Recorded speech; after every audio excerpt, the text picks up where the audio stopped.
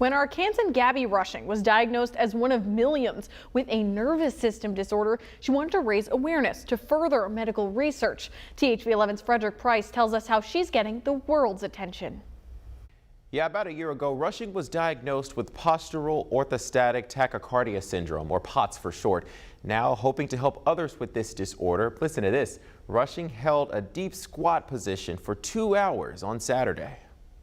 I just broke the world record for the longest to hold the deep squat position. More than a dozen watched this timer Saturday, waiting for Rushing to achieve a challenge to herself. It was very humbling. At 14 years old, Rushing became chronically ill from a disorder she had no idea she had, POTS. Debilitating fatigue, chronic pain, just severe episodes of nausea. Dr. John Arthur with UAMS says, it is a disease that we don't really know what the cause is. He's a part of a team of doctors there researching the disorder and the connection it has to long COVID symptoms.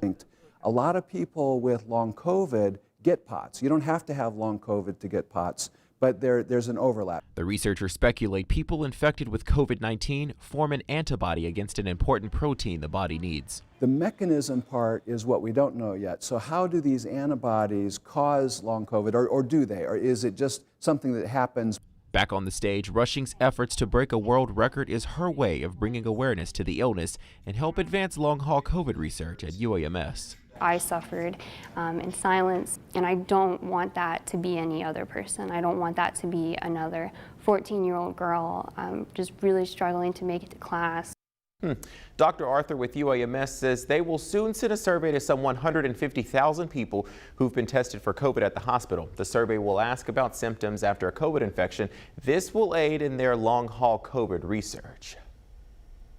All right, thanks, Frederick. And if you're wondering why she was in that deep squat position, well, Rushing says that it's actually one of the ways she can make herself feel better from the chronic pain.